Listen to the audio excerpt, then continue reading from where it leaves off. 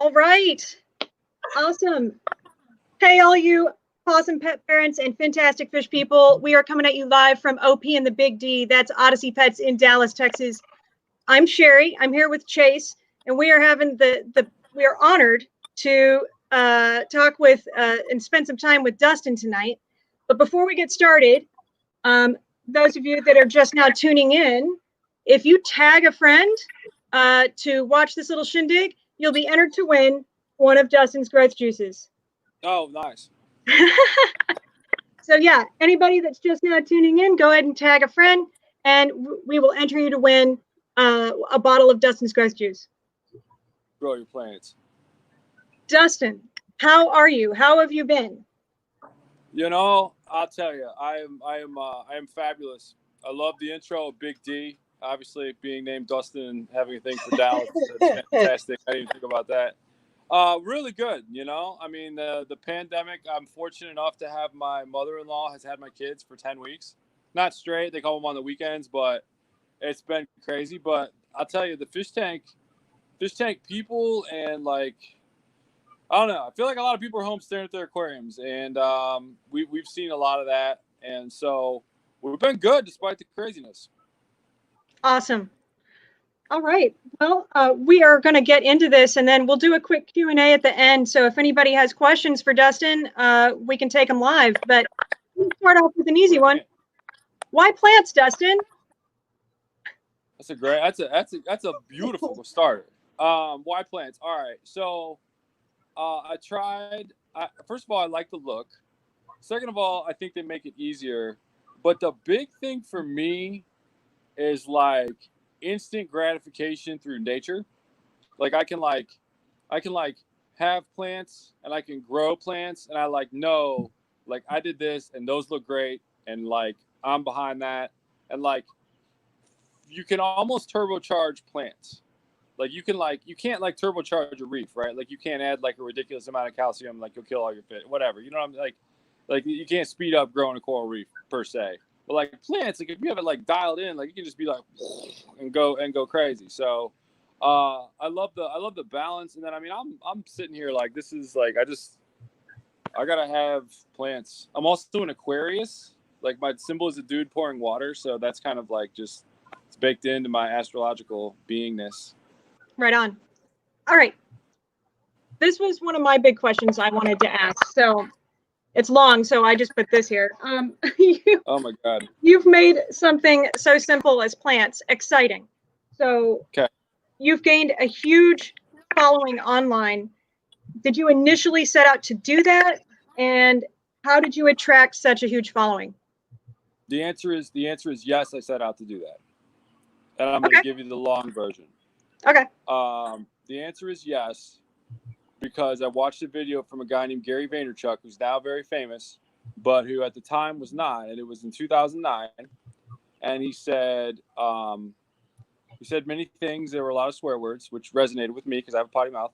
And he said like whatever you're doing, if you love Alf it up. If you love Smurf it up. Like do it.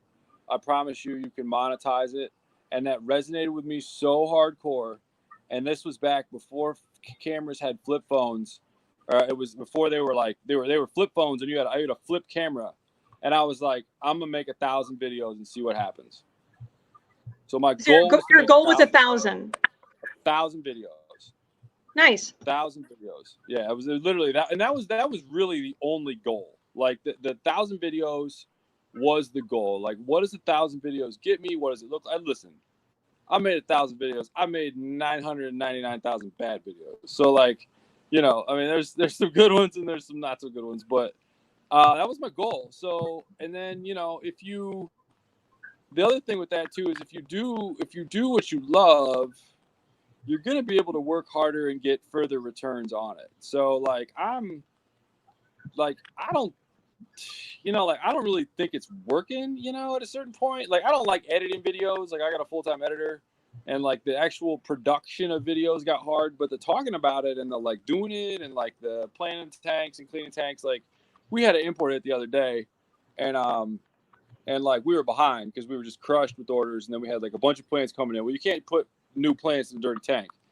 So I rolled out to the greenhouse, like, because I usually do other stuff. And I rolled in the greenhouse. And I took a big, huge siphon, and I was just tearing apart tanks, like just siphoning, like, big diameter tanks, a lot of water volume, right? So I'm just like 75 gallons in like 2 seconds, and like a 350 clean, and I'm like doing it. And Ryan, my dude, works with me. He's like, dude, he's like, you're crazy with that thing. I was like, dude, I love doing it. Like, I like, it's cool. Like, it's quick, it's cool. I know I'm about to put a bunch of plants in there, so I think if people.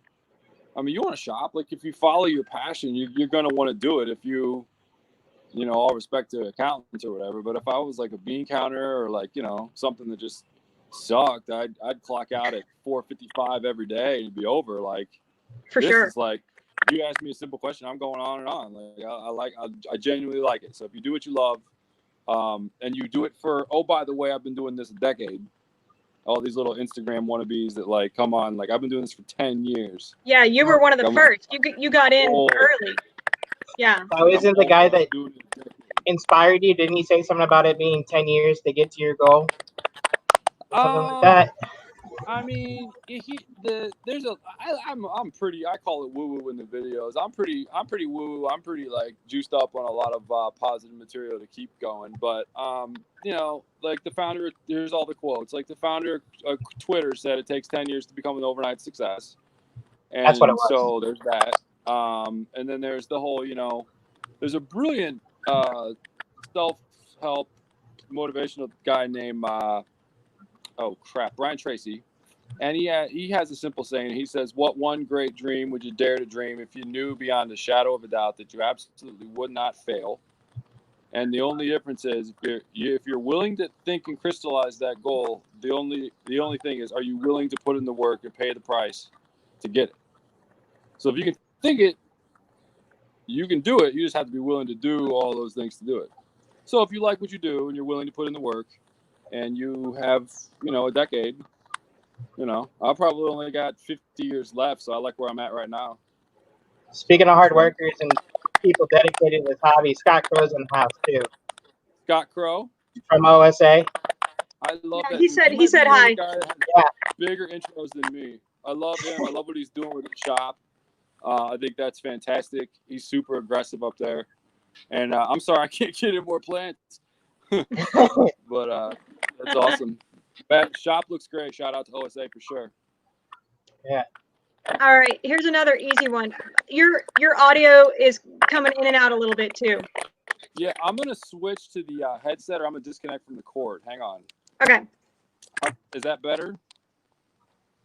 Let me move. Yeah. No, I think that, well. And it didn't do the audio cutting in the first place. I'm going to sit here. It didn't. Okay. Click for a minute. I hear it too. Oh, well. All right. Here's the next one. This one's easy. What's your favorite plant? That's not easy. What part of the tank are we talking about? That's a hard question. Aquatic plant. Aquatic. Okay. Well, by the way, I suck at all other plants.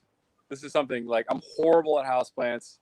I suck at trees. Like I'm only good at aquarium plants. What's my favorite plant? All right. So if I were to go out tomorrow, I definitely would want Jungle Val in my coffin. Definitely. Like that's coming with me.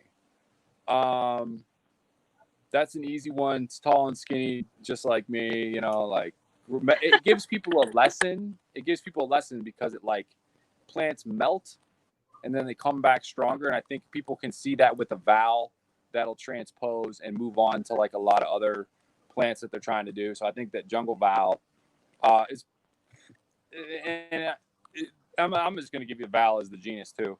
Other ones, I'm a big fan of Crenum. I've always loved Crenum. I have that. That's actually on the shirt. And I'm wearing your shirt, by the way.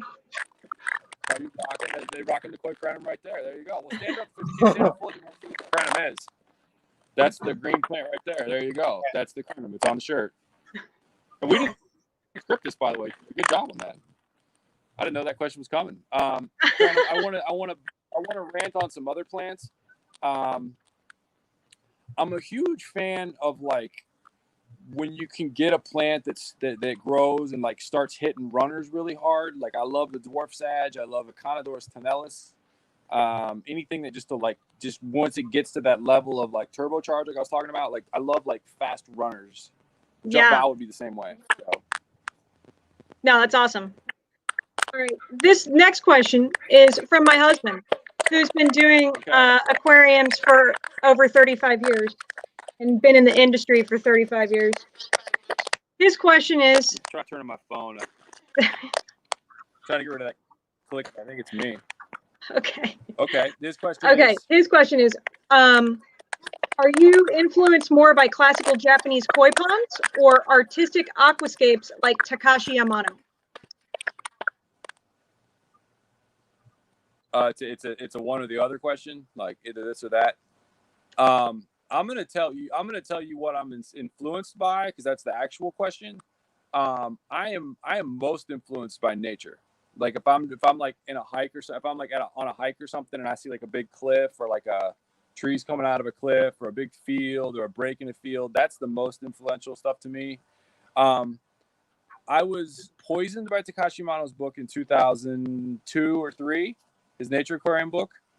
But I mean, just in my opinion, Amano just took a lot of the bonsai techniques and put them into aquariums. So that's like a whole like just field that just kind of got evolved. You know what I mean? So yeah, it's a clumsy answer, but like I'm actually I think that part of my my deal though is that I'm not an Amano-scaper. Like I'm not like real meticulous and like the foreground's all perfect and like the white sand and everybody's got the little path. Like that's just not me. And I think that I resonate with more people because I'm not that anal. Gotcha. Yeah. Cool. All right. Here's a serious one. Uh-oh. How has COVID affected the plant business? I don't want to talk about it. Okay. Because it was good. Oh, no, it okay. was good. It was good. The only thing that sucked is that in May, at 1st of May, I ran out of plants. Right. You got the email. Like, I got no plants. I sell plants for a living. You know, like that sucked. I know you had problems with some shipping. We're bringing in from 4 different countries right now. And Africa has had money of mine since February. Indonesia has had problems, and then other countries have been better. But that's been the hardest thing. But I'll tell you, that's in some ways to spin it positive here. That's made us a lot stronger, because it's like we're wanting to be more in the grow mode and like have our own stock always. You know, like I can't be out of plants anymore, right? Yeah. Like you guys hit me up and you're like, "Yo, let me get the 100-pack," like, and I'm like, "I'm sorry, I have no plants, or I have 2 species." You know, like that can't happen. So those kinds of things have made us stronger in certain ways. And then also people were home looking at their tanks, so there was a lot of good sales. Yeah. I feel like hopefully we're going to come out stronger on the other side of this as well. So our fish room has definitely gotten better since people are at home staring at their tanks. Oh, for sure. Yeah. I can imagine. Okay, if anybody's watching, we'll do a Q&A at the end. We got a couple more questions for him. What's next for... All right, I'm out here. Maybe that'll help. All right. There you go. This was the router's like in the closet or something, so maybe okay. closer. Chase came up with this question. What is next for the Greenhouse 2.0? Oh, that's a great question. It's weird to like talk about it because it's not fish tank related, but it is. I had the score of the century today. I got the parking lot across from me is being built, and we have this amazing dirt in Kentucky, and I got 18 loads of dirt, which would have cost $200 a load, so that's $3,600. I got them for $75 a load because they didn't want to haul them off site because it costs money because it's a huge diesel like dump truck, and so that was like $1,300 or whatever. And then I paid a dude to grade it out who worked for that same company, and so now I have like an entire, like you can see it on my Instagram, but I have like an entire like field available, like graded out and like perfectly flat. And then, but that's all because I had to get that done because I've already put the contract in and check in for greenhouse. We're going to call it 3.0, which will be the exact same size we have. We're going to double capacity, and that construction on that. And I never like to talk about construction timetables, but that should start in, we're going to say August. It takes 8 weeks to build it, and then you got to get permits. But by fish tank season, come November or whatever, we should have the greenhouse 3.0, or the second of the doubling of what we have today. We should be at double capacity before the end of the year. So Cool. Nice. yeah, it's super cool, super fun. Congratulations. Super fun. Yeah, it's cool because like I got my face punched in and beat in and like battered and bruised like building the first one. So now I know what I'm doing. Like now it's like, oh, I call that dude and he's the electrician and he does the dirt work and he's the plumber, and you know, it's like, hey guys, we're gonna do this again. And it's like, you know, I mean, there's gonna be bumps and hiccups and stuff, but like for the most part, having done it once already is a really good feeling. Cool. All right. Good question. All right, we got a couple more. Right? This is fun. What other pets do you have? Okay. So I'm a cat person, but I don't have a cat. My cat died a while back, but I was raised with cats, and I had a bit when I was my mom and now my dad, who allegedly hated cats, had big, giant, fluffy Himalayan cats, like the most feminine, just like huge, giant, personality-less cats. And so I had those growing up. So I was a cat person. So I had a Persian cat when I met my now wife, and when she died, I haven't had another cat, but I'm waiting for a cat to pick me, because you don't actually like own cats. They kind of pick you. So as soon as a good cat comes around and like selects me as their dad, like I will have a cat. We also have a really sweet Australian Shepherd dog that I love to hate. It's like super smart and like small. And like, if I called her out here, she would like do tricks, and like, she's a brilliant animal. But I don't know. I'm more into cats than dogs, but my dog is sweet. I've never kept a bird. I'd like to get a bird, but I hear they live forever. So depends on the bird. Yeah. So we're just kind of we got a dog, but I want to get a cat. Okay. I would think with all the land you have, like there would just be random cats coming around, you know? There was a sweet tiger cat, and I was like, this is my dude. Like, I was like, he like came by and he was like drinking out of like the drain, and I was like, this is my guy. Like, come on. I would like to say, just in the past week, we've had 2 snakes at Greenhouse 2.0. And they'll be on the Instagram and probably edited into the videos or whatever. But like, they have like come into the greenhouse, so we've let them stay. But the girl Whitney that works for me does not like snakes, so it's kind of funny because we're like, they're cool, you know, like whatever. But I don't know, we'll see. That's awesome. So, yeah, it's fun. All right.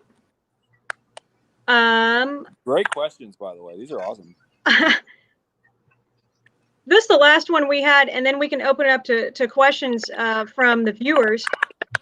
Why is your growth juice so awesome?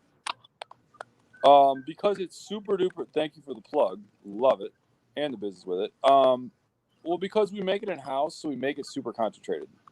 So it's like if like I were to go and like mix up a batch of it, like I'd be selling you the same stuff that I'm using in my basements. So it's like it's coming out of our stuff. One of the reasons it's good is that it sometimes, and this is like a weird thing, but like every now and then, if you have like a clear bottle, which we've switched to the white, you'll get a little bit of mold, but the mold actually works in conjunction with the roots of the plants. It's called a mycorrhiza or something like that, and it's like a symbiotic relationship with the roots that help them eat. So that's the Kung Fu Ninja version. Cool. But yeah, I mean, it's super concentrated, like, you know, and it's what we use, right? So like sell something that you actually like have. I like that it's easy to use. It's not like a 6-part system or anything, you know. Yeah. But yeah, it's good stuff. Everybody Does wants anybody the biggest have size. questions? Sorry. Bring in the questions. Let's go. I want peanut gallery questions. Bring it. This is fun. Yeah, I'm watching the comments. So if anybody has questions for Dustin, throw it in there, you know. Yeah, that's awesome.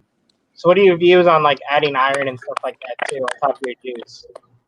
Well, yeah, so I do recommend adding a little bit of iron. Everybody wants to get crazy with iron. Iron is a micro, so you want to just go a little bit with it. Plants don't need much. Now, if you're using CO2, there's a great relationship with iron absorption and CO2 uptake. So you want to make sure your iron is being used if you're adding CO2 to your tank. And then if you have shrimp, this is not for you, but potassium is always a good nutrient too.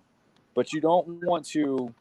This is the why part of the reason the growth use is successful is like you don't want to if we're like talking like humans, right? Like you wouldn't want to just eat like I need some I don't know vitamin C, so I'm just gonna like take a pill. Like no, you're gonna eat an orange, and then that orange is gonna have other stuff, right? Like you want to get your vitamins, you want to get them from a salad, not from like a Centrum, vitamin pill. So that's kind of like you're and there's an actual like scientific thing behind this, but I forget the name of the law, but it's like if you're chasing elements, basically you're always going to have like as soon as you get the max amount absorption of like whatever it is, it's always going to have something else that's going to be the limiting. So like they're all connected. You know what I mean?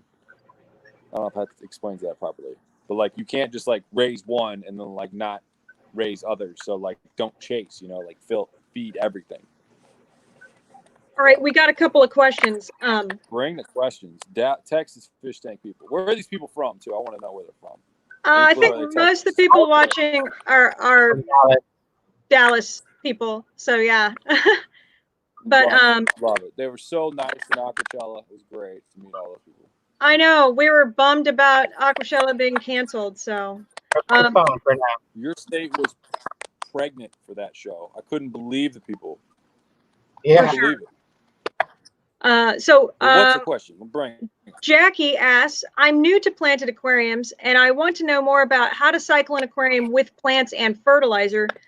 Would you see fertilizer in the nitrite and nitrate ratings? How long do you have to wait after fertilizer to test your water?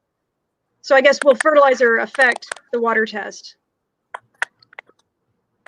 Well, to be completely honest, I haven't tested my water in a long ass time. But what I would do is if you're doing a fishless cycle or something like that, add a ridiculous amount of plants. They're going to absorb your nitrate and kick that in gear. So I would just add a ridiculous amount of plants. I don't think that fertilizers necessarily do it. I wouldn't be adding fertilizer before you get the tank set up, though. I would just be running the tank without it, unless you see some deficiencies with the plants.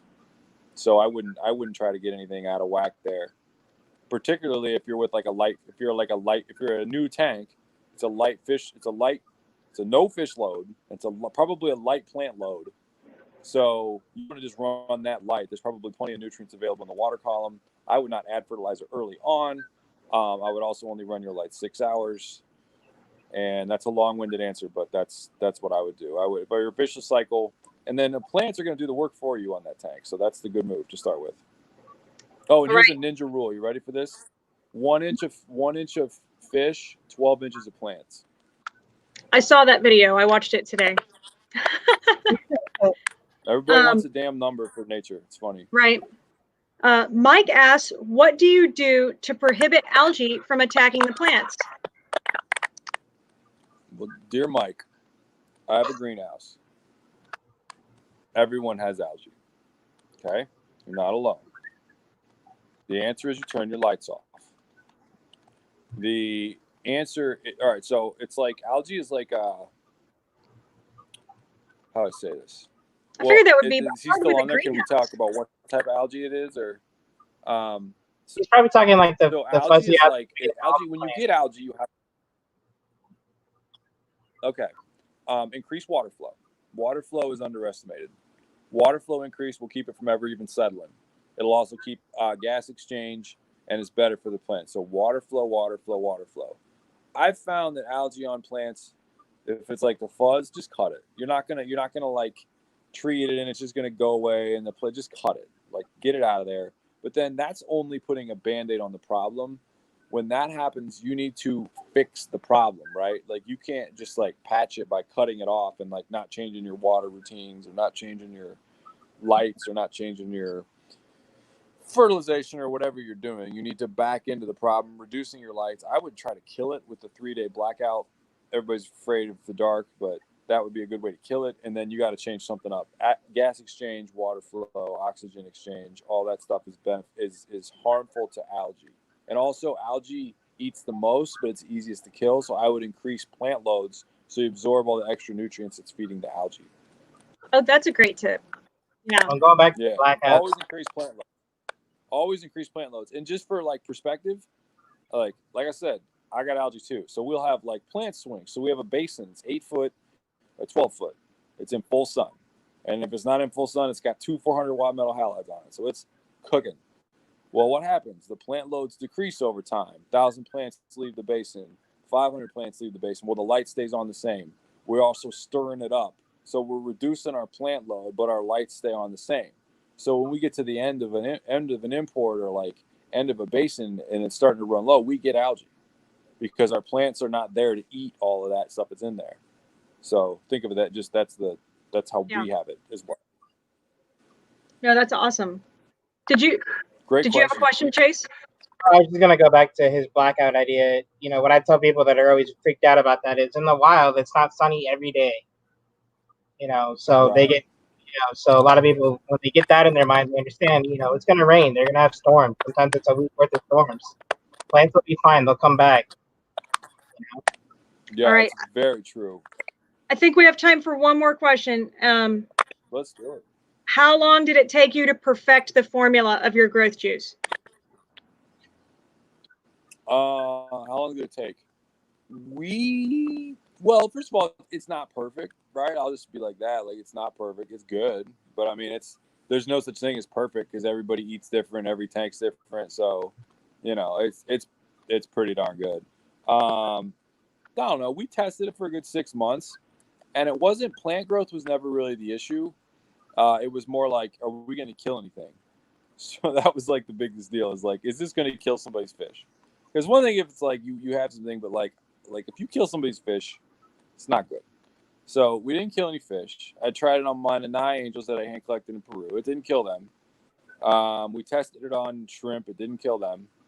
That's not to say like you should put your shrimp in it because it will. But yeah, I mean, I would say we did a good 6 months of playing with it and kind of getting it going. All right, we had one more question come in. Bring it. I'm good on the questions. I'm actually going to go plug back in. I got a little bit more time, so. Okay. Go all the way over here to my charging spot. I was trying to get rid of the squeaking, but yeah, what's up? What's the question? Timothy is asking, how can you keep track of the levels of the various micro and macronutrients in your tank? Are there tests or is it just not necessary? It's the latter. It's just not necessary. Yeah, I feel like people make it too complicated. Yeah. It kills me. Because if you first of all, that's like you're Odyssey Pat Sisyphus. That's like the dude pushing the ball up the hill. Like you're never gonna get it up there. Like it's that you're never gonna be happy, right? Like it's for very, very few people is that the method to do it. And if you're just testing and testing and testing, you're looking at a number, and Mother Nature's not testing anything, right? So I say look at the plants. And in fact, this is an interesting way of looking at this.